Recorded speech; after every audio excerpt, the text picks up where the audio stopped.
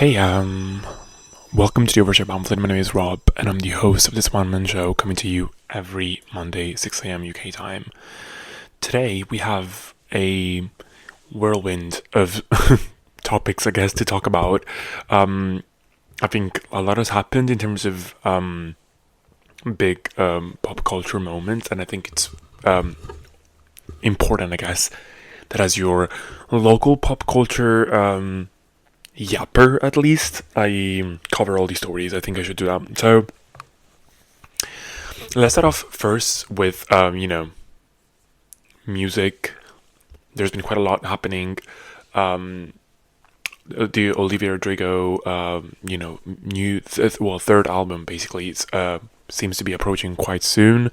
So there's been a lot about that. There's been a British Vogue interview where she starts at least revealing something more about the album, so that's interesting. Then we've had, of course, Chappell Roan and another scandal of hers with the public and paparazzi and people in general and fans and all that stuff. And then we had two big massive trailers this week. Dune Part 3, which is supposed to be the last Dune movie, Dune 3. That's crazy. And then we have also, of course, Spider-Man, Brand New Day. That's the fourth, I guess you could call it, like Tom Holland Spider-Man movie, but also the first of supposedly a new trilogy. So very exciting stuff. Uncharted territory there as well. And then, of course, in music we've had BTS coming back as well. I want to touch briefly on that. Just a bunch of things, like just a lot going on basically. So yeah, I mean, just buckle up. We'll get through a lot of topics. I've just come back home from watching Project Hail Mary, which seems to have opened with, I think, $80 million domestically, which is massive for a non-franchise. For a movie like that, is just incredible. So yeah, I think I might briefly talk about that as well. But let's start off with Chappell Roan. I think that's the one where I wanna head to first. So very recently, very famous soccer player, football, whatever you want to call it, where you're from. Jorginho, I think his name is. He has, and I should know about it because I'm Italian, and apparently he's Italian Brazilian. I don't know anything about that, but he came. I think he posted it on Instagram and on Twitter, on his socials, basically, talking about his latest encounter. Well, his daughter's encounter with Chappell Roan. Apparently, according to his story, Chappell was having breakfast in Brazil before, I think it was like days before playing in one of the festivals in Brazil, and it so happened in the same hotel where she was having breakfast, Jorginho's daughter and his wife were having breakfast too there, and she allegedly the daughter recognized Chappell Roan and went to say hi, and well, didn't really like exactly say hi. He says like she just went near the table, smiled to her, and just went back to her seat. Didn't do much, basically, right? What happened later, shortly after, was that one of her security guards came to their table and basically made the child cry, saying that, shouting very aggressive words, saying that she tried to harass and disturb Chappell Roan, the poor kid, 11-year-old. I think she's 11 years old. Started crying hysterically. She was just like, it was a whole situation, and he also think intimidated them. They was gonna report the family to the hotel staff. So that was a lot. So, of course, as you can imagine, the internet, this thing went, of course, viral first, and many people had many things to say, and I'm surprised actually that this thing has gone so far. Like right now, right in this moment, if you go on Twitter, you'll find so many people jokingly but also not so jokingly making fun of the situation, saying that Chappell Roan hates kids and all that stuff. And somehow it exactly turned into like her being the one responsible for this. Now, I think on the one hand, without having her even come out and address the thing, she has done so, but I think it's a bit too late at the moment. That's crazy that people have jumped on this bandwagon like this quickly and have just spread the word so much. I was like thinking about this and I was like, well, how is it possible that, I mean, it was a security guard, nothing has been confirmed from her team, whatever has happened, all this stuff, and people are already hating on this girl. Like, that's crazy. I think some important political figure in Brazil said that she's not going to be allowed to perform in any future Brazilian festival. Something insane. Some people were defending her online, saying like this same energy is not given to people who have done much worse things, like our actual criminals or whatever. They still have managed to come around and perform in Brazil. They don't understand why this is being treated like this. But I think what I sort of got to realize in the end was that, I mean, yes, this is an incident that is not necessarily tied to her directly. We don't know exactly what happened. If she said, replying to this, that she didn't know anything about the situation, that it wasn't one of her personal security guards, it was someone from the hotel, part of the security team, and that she didn't send this man, and that she felt really sorry for the girl, whatever. She didn't even know that happened. So that's her stance. But either way, it wasn't her who directly sort of faced the situation in this way. So I don't know. Like, I feel like in the moment whenever I was reading all these tweets, that some of them are actually quite funny, I have to be honest. I even retweeted one. I was like, damn, how is this getting so big? And I think it's probably because people are like, showing their colors once again. Like, this is another first controversy, and I think the build up to just and to find a reason to bring this situation back up again was just building up this ever since she's become renowned to be quite against paparazzis and being constantly stopped by fans and all that stuff. So this was, I think, the icing on the cake that really let it was a spark that just was justified, I guess. People use this thing as a justification to just pile on Chappell Roan. So that's a lot. That's quite a lot. That's quite a lot. I mean, I have mixed feelings about the situation. I do think, on the one hand, there's a lot of things that I've been learning about paparazzis and like signing stuff and all these things, that there are a lot of scammers, a lot of people. I think Doja Cat talked about this recently as well in one of her TikToks. Like, the amount of pressure exerted on these artists where they're off duty and then trying to walk around and do whatever is extenuating, and it's just really, really bad. And I think because we see most of these celebrities actually being, quote unquote, going along with these things and not reacting in any sort of way, we think that that's supposed to be the normal reaction in our brains, while Chappell Roan is quite the different artist in that sense. She doesn't really bow down, let's just say. She just is very unfiltered and very outspoken about these things, and I think she has every right to, at least when it comes to paparazzis and people like scammers and all that stuff, trying to get her signature on something and then reselling it, whatever. She has every right to do so. I think with the kid here, I'm not exactly sure if that was the best move. Again, we don't know if she directly did tell this person to just go and ward off anyone coming around. I don't know if that was true or not. Whatever happened, I'm sure the main important thing though is that it looked bad on her, because there was still security around her anyways, whether it's like her personal security or like someone was put in place there by the hotel, clearly was following instructions that were given to them, if I have to be honest. So it was quite a lot. It's quite a lot.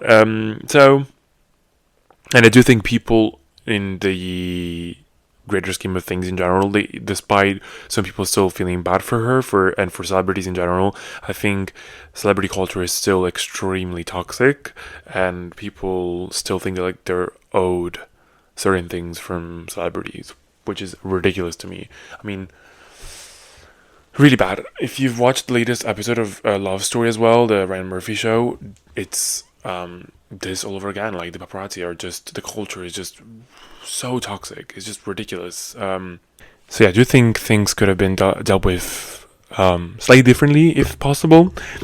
But yeah, I mean, I think Chappell is just gonna always attract this sort of very controversial attention on her because she is not as easygoing, let's just say. I don't know what's the best adjective in that sense. She's not willing to concede many things that many other celebrities do, and I think she has an uphill battle because the culture has always been like this, and people are used to, quote unquote, being owed stuff from celebrities, right? So yeah, I mean, I'm still glad that there are people and other celebrities who are also starting to speak up about these things and bringing more awareness to this. But yeah, very complicated situation. I think she should have issued a reply sooner, to be quite frank, because the thing now is just gone, is spreading so widely and so quickly that it's even her reply. It's not. I don't think it's enough now to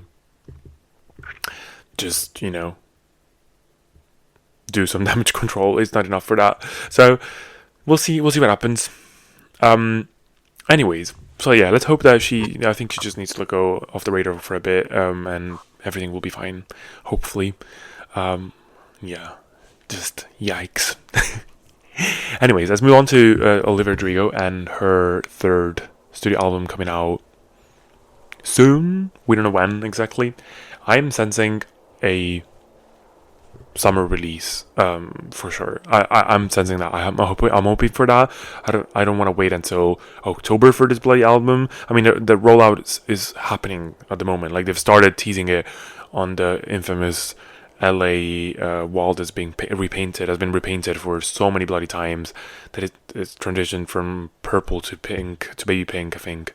And the most recent clue we've had was Love, which is not, by the way, of the album title or whatever, but this came out at the same time as the British Vogue interview that she had.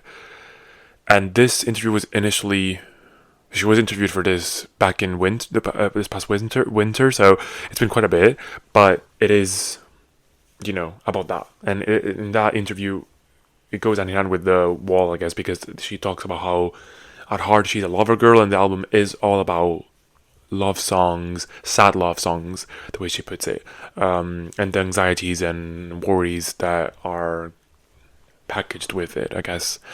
So yeah, the interview was very, very interesting, if I have to be honest. Like, it's a very cool interview to read also, because like we've had very little access to Olivia Rodrigo, and we always do. Like, we always have very little access to her while she's in between eras, if that makes any sense. And this has been the longest quote unquote hiatus since her last album, which was released 3 years ago. Guts was 3 years ago. So this was the biggest gap, I guess. It's been 2 years and a half, something like that. So yeah, it's good to read stuff about her creative process and how she's grown in the meantime. And there's a lot of expectation and anticipation about on this. I think what I'm really the most interested in a way, is to see. It's basically, in my opinion, this is going to be like a big test for her longevity and her career moving forward. I think Guts and Sour were incredible, and they were, of course, forces of nature and unprecedented pieces of art that really pushed her to, stratospheric heights. I mean, Sour was her debut album, and that is one of the most streamed albums ever. Like, that's ridiculous. And Guts was a great expansion on that. I think it was very similar in vibe, a bit slightly more grown up, but still very similar in all the themes and the sentiments behind it. So I'm excited to see this, which seems already by the aesthetics and the topics and the themes to be quite different in tone. Both Guts and Sour have been very angsty and very like intense albums in that sense, and it perfectly matches, of course, the the emotions that she had to go through when she was a teenager and in her early 20s, basically. So that makes sense. But this is a more grown up approach, and it's like a love album that is more not necessarily like happy ending type of love album. It's more like a realization that comes in your you know in your 20s about how love doesn't necessarily make you whole or fix your problems.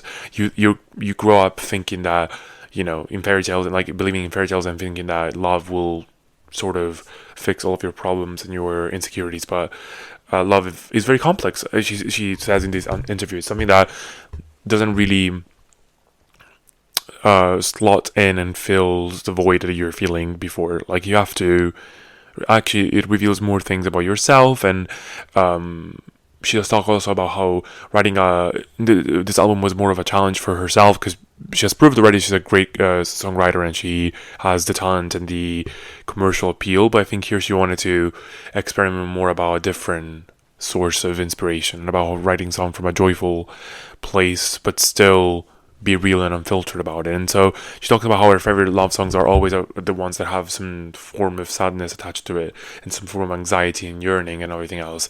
And I do think, if you've listened to my many previous episodes, is that this is probably a very smart move also commercially, because I think at the moment, what's really, if you've seen the TV shows that are really going viral at the moment, are all about TV shows and movies. They're all about yearning and love, and like very intense love, but that is attached with a lot of anxiety and insecurities, and a lot of question marks and everything else. And so this seems to be continuing the theme that has been really about 2026. I already said that a heated rivalry really kickstarted this movement with how explosive it was as a TV show, and I hope it was all mostly centered basically about this yearning type of love.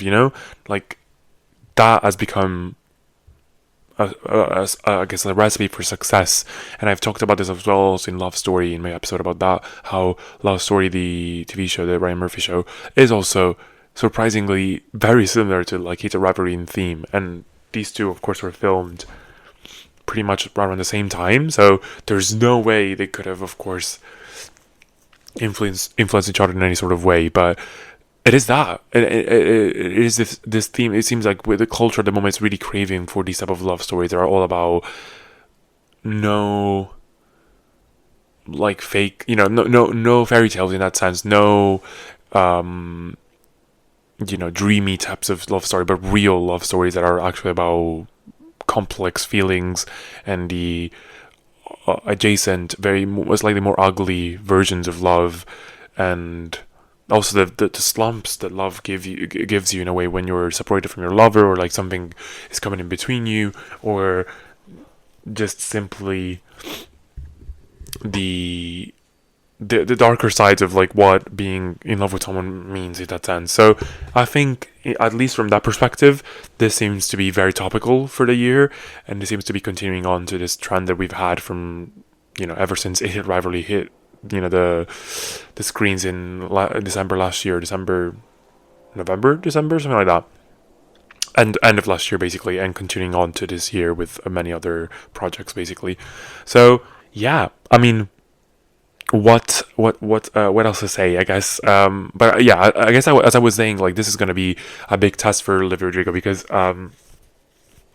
I think it seems like, at least from the interview, she's experimenting quite a bit also with her sound, and I do want that quite a lot, because I do think the only complaint I've had about Guts was that it sounded too similar to Sour. It was a continuation, and that's totally fine, and she was sort of honing her sound with that, which is okay. But I think because of like, this is already a third album, I think we want, well, at least I want let's just say something different, and it seems that she's going in that direction. I just need to hear something from it to exactly know if I am satisfied with it or not.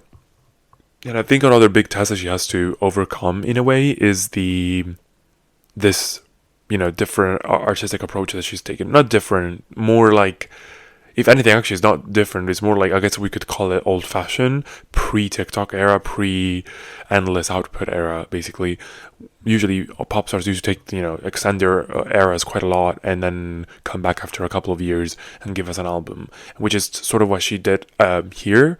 This took a bit more time from her as well, and she was completely away from it. So I'm wondering how this is going to fit with the current climate that we have in pop culture and music specifically, of just artists putting out music every 2 seconds to try and stay relevant. So I'm wondering if her album is going to either solidify her as a cult classic, like a la Lord. Lord is like, she takes 4 years to come back, and I think that's quite a long time to, stay commercially at least like relevant and popular.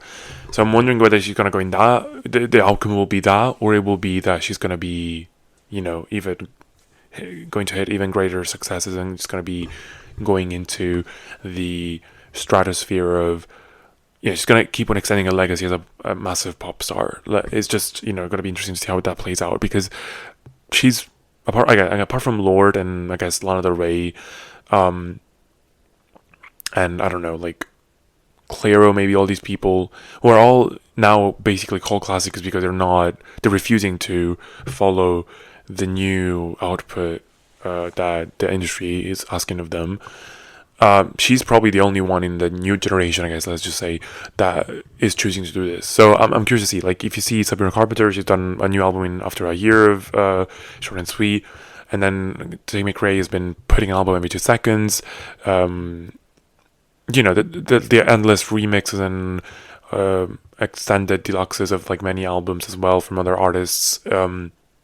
It's just, interesting to see how she's gonna go about. Like, for example, Samber is doing the same.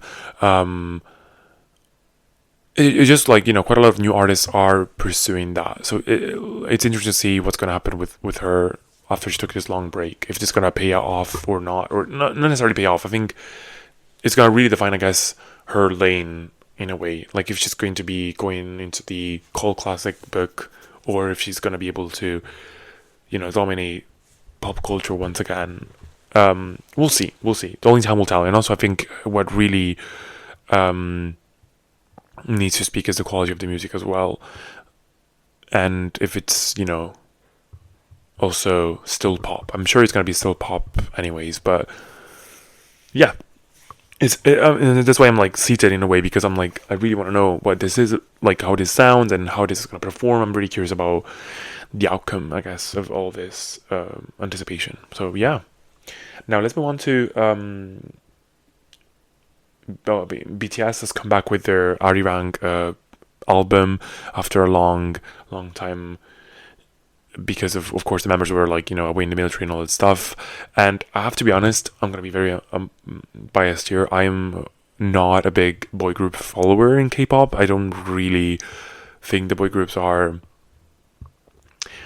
doing any interesting concepts whatsoever, and I do feel like also the type of music that they do is always very safe, if that makes any sense. Like I always say, it's also about my girl groups in general, but also soloists, I guess, in Western music.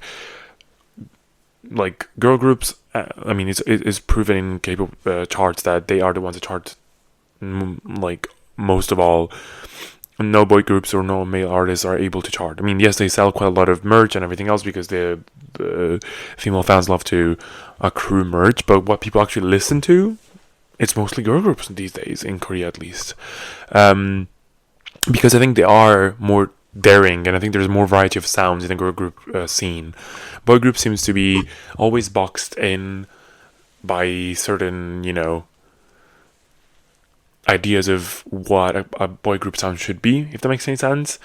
While I think girl groups are taking many more risks they're taking many different avenues in their sounds, and they just are exploring quite a lot of different avenues. So yeah, I mean, and this goes the same for BTS. I think the album was okay. didn't necessarily like wow me. But hey, it was cool, and I mean, they've done incredible numbers. Of course, they have a very loyal fandom, and I'm happy for them. And it's a very good thing to see all these people, all these big groups from third generation, and coming back and proving that they are still very, very relevant. Just not for me. I mean, it's just not my sound, my cup of tea. Nothing too exciting for myself. Don't kill me, please, Army. Don't kill me.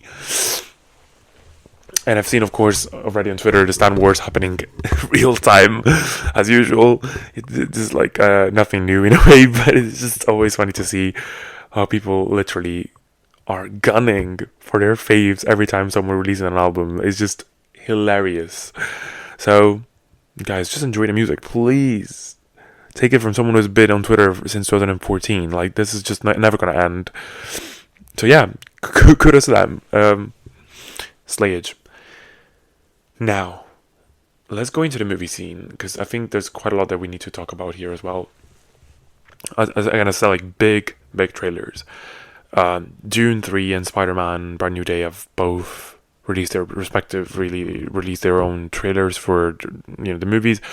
Dune 3 is coming out, I think, 18th of December, so late, basically end of the year, while Spider-Man is coming out July something. So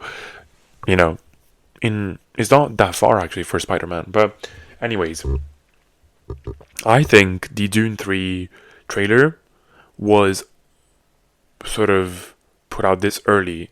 I mean, it is a teaser, to be fair. It's not an actual trailer where there's a lot of action shots happening, and there's quite a lot of anticipation in it. And I think the Paul Atreides chant or whatever that he does in the Dune 2 movie that is incorporated in this trailer with the music in behind it was so good and built so much hype. But I think it was also put out after the debacle that I talked about in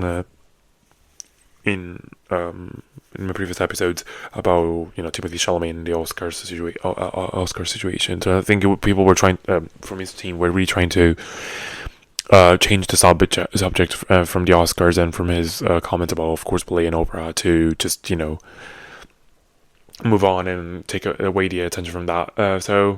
And I would say in a way it kind of did, maybe, but I guess we'll just have to see how his movie performs, if people are still going to be mad at him by the end of this year or not. That's going to be a real problem. But the movie looks great in general. Like, it just looks amazing. So no doubt about that. And also Denis Villeneuve is just going to knock it out of the park. I think it's going to be the last movie of it's going to end the Dune trilogy. So very excited to see that. Robert Pattinson is in it as well. I'm very excited to see more Chani in this. Apparently she's going to be the heart of the movie. Visually looks stunning. I'm very excited for Anya Taylor-Joy's character as well. Apparently she's really playing a very cuckoo character. So I'm excited. I'm very excited. It looks incredible. And the Spider-Man trailer though, that was, Spider-Man has a very special place in my heart. That I'm very, very excited for that. I mean, it was the most successful trailer ever. Basically, I think he had accumulated 700 plus million views in its first 24 hours. Ridiculous, across all platforms. Ridiculous, like the biggest trailer ever for anything in general, even piece of media. Ridiculous.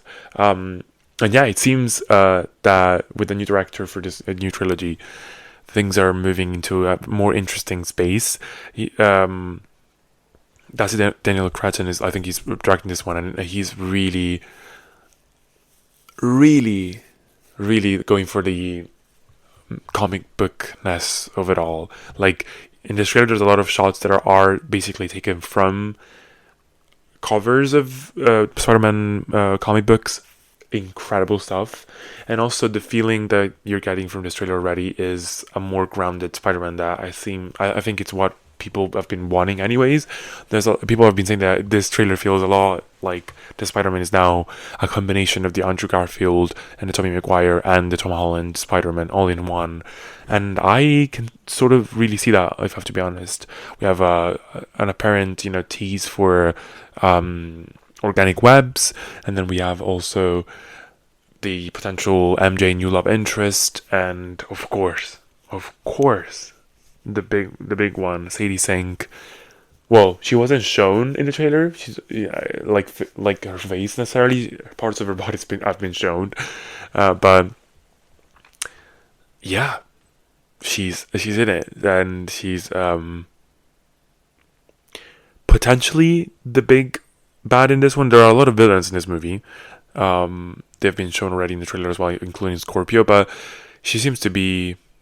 I'm sure she's not gonna be villain. Like she seems to be the big guy, the big main villain. But it's gonna be revealed that she's actually acting to topple down someone who's keeping her captive or something like that, or like trying to free herself. Um, so yeah, I'm very excited. I think Sadie Sink is going to be an incredible addition to this, and if it's true that she's playing Jean Grey, I am going to love this. So very excited, very pumped for this. This is going to be quite interesting. I'm very excited to see what's going to happen with that. July cannot come any sooner, man. That is gonna be amazing, and hopefully this is like reignites the hype in Marvel, and it's gonna be a good lead up to Avengers Doomsday, which is also coming out 18th of March, 18th of December, the same day as Dune 3, which is gonna be a big problem. I think both movies, they're gonna eat each other up. They're gonna take away from each other a lot of audiences. So yeah, interesting to how that plays out, but yeah, I'm very excited for these movies. Now, I've also, before we end the episode, we move on to the songs of the week and the sponsor of the episode. I want to talk briefly about Project Hail Mary, which I've just watched today. What a movie! Really good. I really enjoyed it. I thought at first about dedicating an entire episode to this, but I don't think I have much to say about it. I think I really enjoyed it. I don't think it's like, of course, my favorite movie ever that I've seen recently, so I didn't have a lot to say about it, but I did quite enjoy it, and I think Ryan Gosling is such a good actor. He's just one of my favorite actors. I think I think he plays like slight comedic dramatic roles very well. Like he knows how to walk that fine line, and he does perfectly in this role in this movie. Very good sci-fi, but like with a lot of humanity in it. And I've seen people compare this to like a live action, basically Pixar movie in terms of how emotional it is, but also low-key comedic and very, profound. And it is that. And I think it really is. If you like Pixar movies, I think you're really gonna love it. There's a lot happening in terms of an exchange between. Basically, the whole concept of the movie is that our sun and many other stars in our galaxy are dying because there's this specific organism. They're like tiny black dots that are reproducing through a specific, like, I think wavelength or like sun ray that is hitting Venus in our case, in our system, but like in every solar system they find a way of reproducing, and then they go towards the sun and they absorb basically solar energy or something. Basically, all of the stars in our galaxy are being infected. That's what they call it. And so they found out that there's only one solar system in our galaxy that has not been contaminated for whatever reason, seems to be immune to this. And so this scientist, Ryan Gosling, is tasked to find out what exactly can be done to prevent this, right? And so by a series of events, he gets put on this ship, and he has to go and explore this solar system to find this. Specifically, why that solar system is not being affected, is not being infected by this organism. And in this encounter, in this trip, then he encounters an alien, basically, who's also been sent there, ironically, for the same exact reason. Also, another scientist, basically, but it's an alien, and it's just so cute to see how they start interacting, and it's mostly about them actually, and about how they start interacting with each other, and how they want to save their own respective planets and populations and everything else. And it's very cute. Like it teaches you a lot about bravery and how sometimes even if you are not necessarily like, the most brave person. I think in the right circumstances, you will do what's the most important. And you can act selflessly. What? Without being selfish, basically. Even if you like normally wouldn't be a person like that, and it's a very interesting. Yeah, I mean, I really enjoyed it. I think the movie was very, very, very, very long. To be quite frank, 2 hours and a half. I think something like that. So I wish it was a bit shorter. But I really enjoyed it, and it's doing so well. I did say at the beginning that this movie's, I think it's the second highest opening for an original movie. That like original movie in the sense of is not part of a franchise. I think it opened with like domestically with 80 million, which is really good, really really good. I think it's just behind Oppenheimer or something like that. So yeah, I'm very very pumped about to see how this performs in the long run. But I really enjoyed it. I think if you guys want to watch something at the movies, this is the movie to watch. Really good stuff. And yeah, let's get into the sponsor of this episode and then songs of the week. See ya in a bit.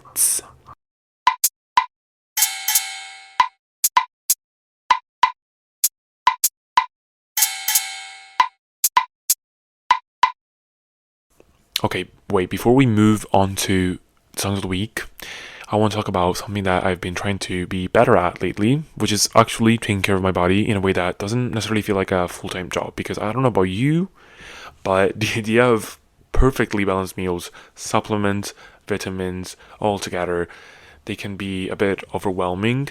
So that's why I've been looking into Zivolife, and it's actually kind of crazy. It's basically the microalgae superfood. So like super concentrated nutrition, but in a really like simple and easy to take format. You literally just have to take a teaspoon a day, and it is pretty much it. And what's interesting is that it's packed with over 50% plant protein plus fiber, essential fatty acids, vitamins, minerals, antioxidants, and so on. Like it's doing everything you need it to do. So instead of juggling 5 different things at the same time, it's more like one small habit that covers a lot of bases: energy, gut health, even things like skin and hair. And I've seen a lot of people talk about how it helps them feel even more balanced and less sluggish, which is honestly what we all want and need. Also, it's sustainably produced, which I always appreciate, because if I'm adding something in my routine, I'd rather not come with guilt attached. If you want to try it, I've got you the highest discount they offer, which is 30% off anything on their website. Just go to zivo.live and use my code Overshare Pamphlet at checkout. And just for transparency, I do earn a commission. If you use my code, you're also supporting basically the podcast while trying it out. Honestly, if you're trying to get your life together without overcomplicating it, this to me feels like a very low effort, high impact place to start. Thank you once again for sponsoring our episode.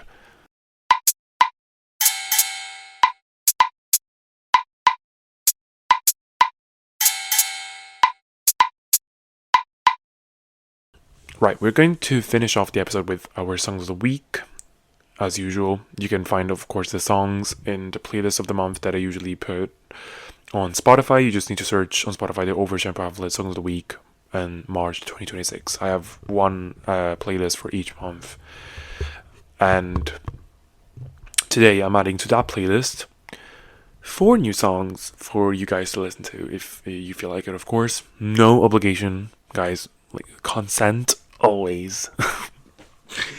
Anyway, so this week I've really been looking into some sort of like, I guess we can call it like neo soul. I guess we can call it like that. Maybe I guess we can call it neo soul. I specifically was thinking about something related to "Man I Need" by Olivia Dean, and I think this is sort of like labeled as neo soul, R&B, or whatever. So the 2 songs that I found through this search that I was doing are "Bad Juju Baby" by Husky, like as in Hauskey, and that's exactly what it is. Very rhythmic neo soul type of song. It has this like very repetitive like howl, I guess we could call it, like ooh, ooh, ooh, ooh. I don't even think we could call it a howl, but yeah, very very catchy song. Love it. So jammy, very very cool. And on the same wavelength, I also found this artist, Greg Schilling, and he has many, many great songs. I really recommend listening to many of his songs. They all fall into this sort of category. But my favorite one at the moment is Tangerine.